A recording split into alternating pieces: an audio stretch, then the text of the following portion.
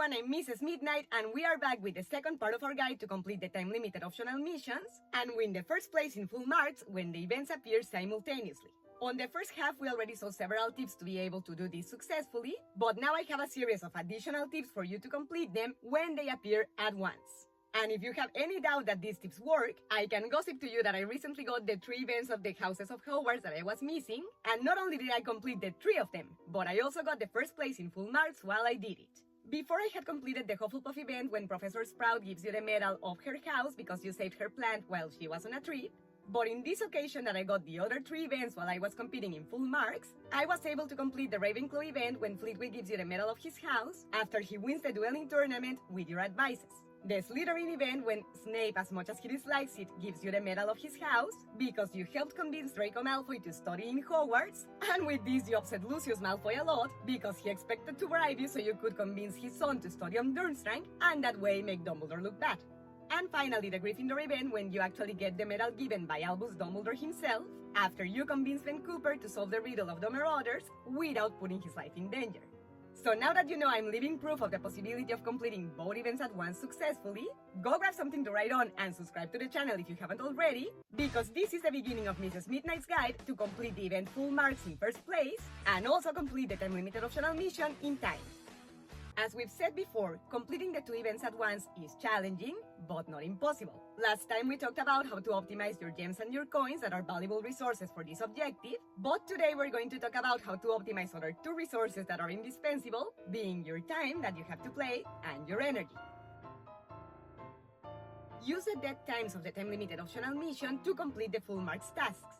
Do not prioritize them when you have tasks of the mission available, because remember that in the time-limited optional missions, it's crucial to optimize your energy so that you don't run out of time to complete the tasks. And then when the hell can I do the tasks of full marks? The waiting times, or while you wait for your energy to recharge, count as dead times in the time-limited optional mission.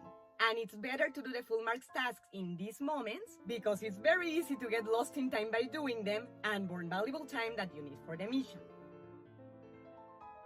Join to the last point, do not do the tasks of full marks that take energy from you, like taking classes or advancing in the main story. Don't forget that in these events, all the tasks without exception cost energy from you. And since they are full of 8-hour tasks, your energy is gonna get completely drained more than once, making it extremely rare, not to say impossible, for you to have energy to spare. So if full marks last for longer than the time-limited optional event and you finished it already, in that case you're free to take all the classes that you want. But until this happens, save your energy for the time-limited optional event. Speaking of energy, don't forget that your bedroom, your secret clubhouse, and the castle of Hogwarts itself are full of energy recharging points that you can use to optimize your energy and recharge it quickly so you can complete the tasks. Sorry if you can hear a buzzing sound, it's the furnace of the house that's activating 24/7 because it's cold as hell here in Ohio. So make sure to click on them periodically, preferably close enough to each other that you're not struggling to calculate when they will be available again. And if you have doubts about the energy recharging points, check out my guide where I explain them all. Oh, and if you want a guide of how to recharge your energy when you finish these points, let me know in the comments. To optimize your time, don't forget to set alarms on your cell phone or the device that you prefer, so that you are reminded to connect to the game periodically and not burn more time than necessary. Oh boy, 3 a.m! This way you'll ensure that you don't have to restart the tasks over and over due to the time to complete them running out. But now, if you're gonna have to be disconnected from the game for a prolonged period of time, because you have to go out or because you need to go to bed, ironic as it may sound, let the time run out on purpose, because this way you'll get the benefit of getting energy reimbursed after every micro task if you click on the button try again. But do not let this happen to you so often, because there could be waiting times after the task that you're doing. In full marks, prefer the triple or spell pattern. The simple and the double one are faster to complete and easier, but they give you much less points. So these are only worth doing if the triple or the spell are really impossible because they are full of classes, and even so, it's better to try to use your gems to modify the tasks that don't work for you than to do the simpler patterns. Especially if you're gonna buy the bonus, that's much more valuable if you increase the triple or the spell pattern than if you use it for the simpler ones. Yes, your score will get multiplied anyways, but proportionately speaking, it will be much less. same way as we save the gems for full marks, save the time to office for the time-limited optional mission. Unless you've finished it, do not burn them in full marks, because for completing one square of the full pattern, you're going to lose a valuable resource that you could need for the time-limited optional event if your time to complete it is too tight or if the waiting times are too long. But how do we eat candy? We don't. There's none here.